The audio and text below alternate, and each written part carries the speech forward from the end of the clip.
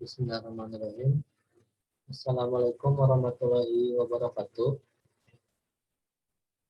Nama saya Rizal Lendi, NIM 1802 5424 3006. Mahasiswa Budidaya Perairan Fakultas Ilmu Kelautan dan Perikanan Universitas Maritim Raja Ali Haji. Di sini saya akan mengerjakan tugas fisiologi tingkah laku larva pada ikan. Yang pertama yaitu saluran digesti pada ikan.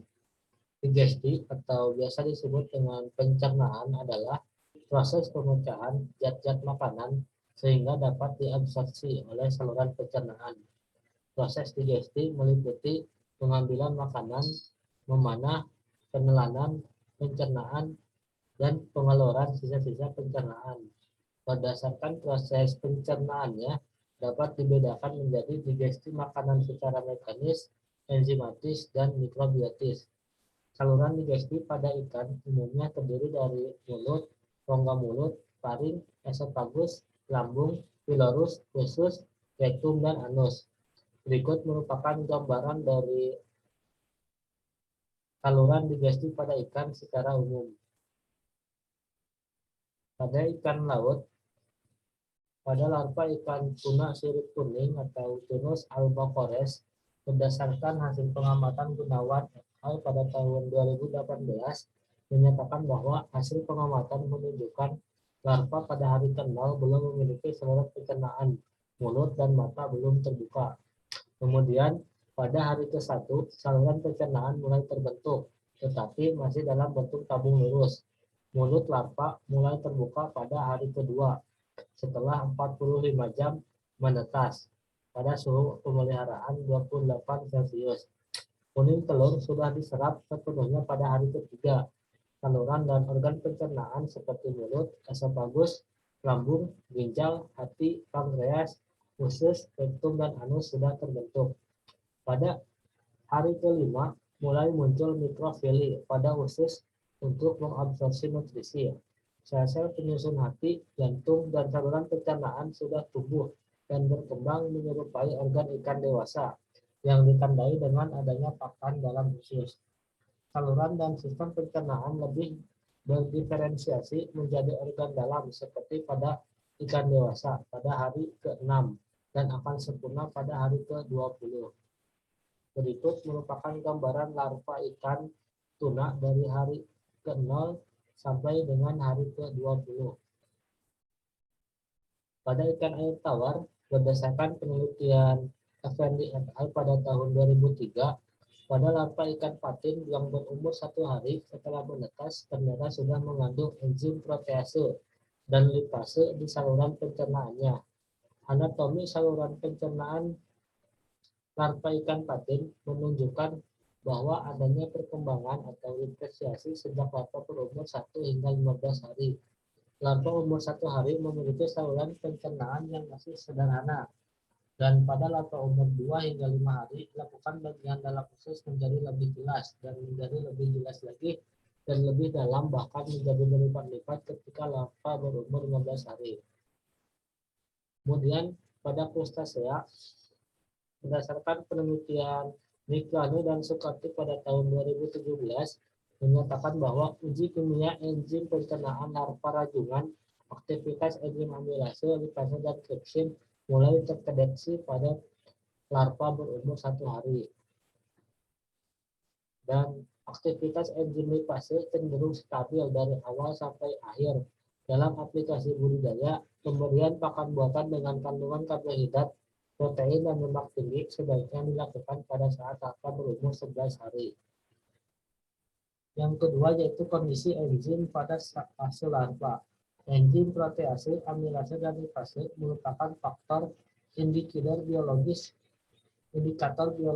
yang terdapat menunjukkan kesesuaian jenis pakan yang dikonsumsi larva melalui kemampuannya untuk mencerna.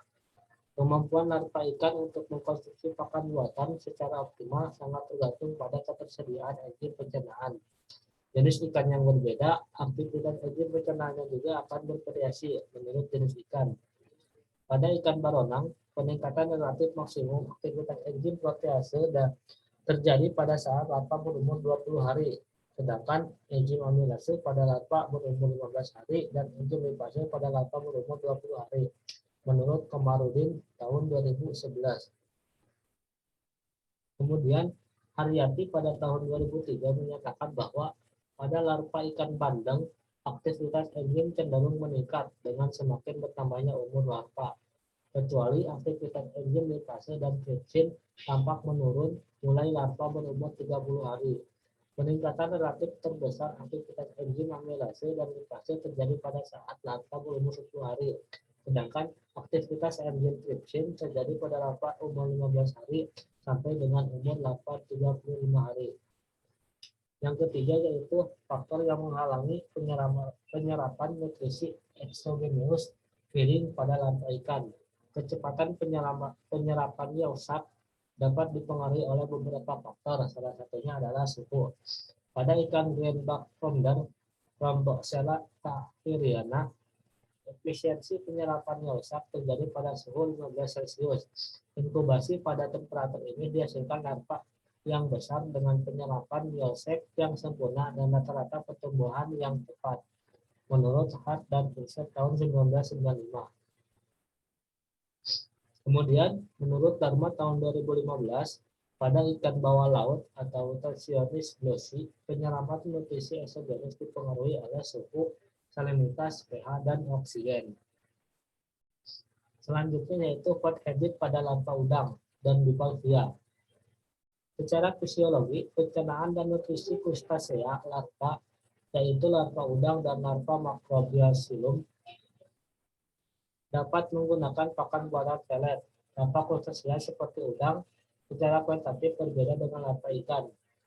Larva krustasea tidak hanya memiliki pelengkap alat makan, yaitu kaki jalan, yang dapat digunakan untuk memanipulasi organisme mangsa yang ditangkap atau dikepit, tapi juga morfologi dan fisiologi khusus untuk dicerna, memudahkan pakan pemula lebih efektif untuk dicerna. Zona hidup larva yang memiliki pergerakan air yang lebih besar daripada zona hidup larva ikan, sehingga pakan yang diformulasikan mampu tinggal di kolom air dan udang dapat menangkap makanan dengan kaki jalan daripada harus menelan ke atas dalam satu tegukan seperti ikan larva lakukan. Sebagai hasilnya, larva udang telah terbukti dapat bertahan dan tumbuh dengan baik pada pakan yang diformulasikan, sedangkan larva ikan tidak. Kemudian pada bivalvia, hasil penelitian Anwar pada tahun 2004 memperlihatkan bahwa tiram mutiara memakan semua fitoplankton yang ada di lingkungannya. Dengan kata lain, makanan tiram mutiara tergantung pada intensitas fitoplankton yang ditemukan di lingkungannya. Kondisi ini menunjukkan bahwa tiram mutiara tidak melakukan seleksi terhadap jenis makanan yang ada terdapat di alam, tetapi di dalam tubuh tiram mutiara sendiri terdapat organ tertentu yang berfungsi untuk menyeleksi makanannya terlebih dahulu sesuai dengan kebutuhannya. Salah satu jenis seleksi yang dilakukan tiram mutiara sebagai organisme yang menyaring makanannya atau filter feeder mekanis adalah berdasarkan ukuran makanannya. Semakin besar ukuran makanannya, semakin besar pula kemungkinan makanan tersebut ditolak atau dikeluarkan oleh tiram.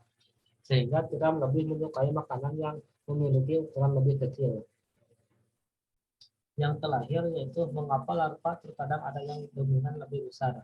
Pertumbuhan sendiri merupakan suatu individu pertambahannya jaringan akibat dari pembelahan sel secara mitosis. Pertumbuhan dipengaruhi oleh dua faktor, yaitu faktor intrinsik dalam dan ekstrinsik faktor luar.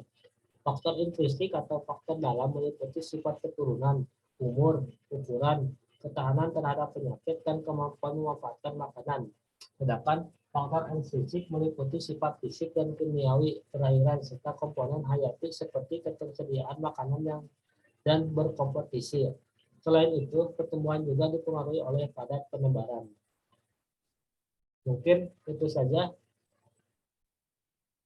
dari saya. Terima kasih. Assalamualaikum warahmatullahi wabarakatuh.